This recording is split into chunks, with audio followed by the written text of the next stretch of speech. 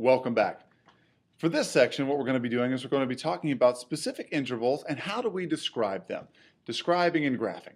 So I've got a bunch of boxes here and I'm going to show you exactly what I want you to do in them. I'm going to do the top row of boxes, but first I want to give you a little bit of background information.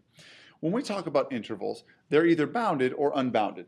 And so the basics of bounded versus unbounded look like this. If you think about the concepts of bounded and unbounded, it makes me kind of think of like boundaries, okay? Bounded intervals are going to have numbers on both ends.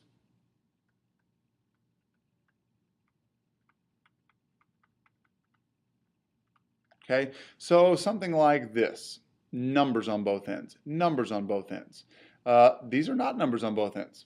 So it kind of begs the question, well, what would it look like not to have numbers on both ends?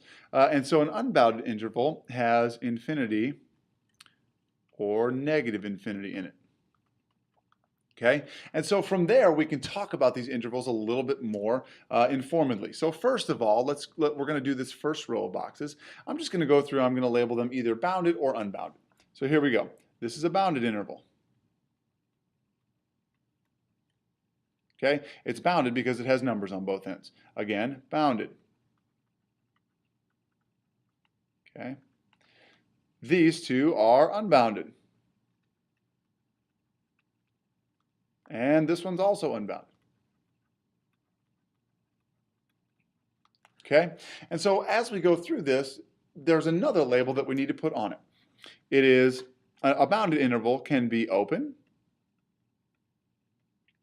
closed, or half open. Almost wanted to say half there, not a word. Okay, so for example, this one, to be open is to have that parentheses look, okay? It doesn't include the number. To be closed would be to include the number. So my open ones have parentheses. My closed ones have brackets. My half open one has one of each. So this one would be half open.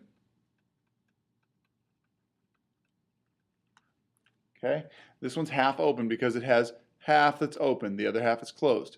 This one would just be open because it has two openings.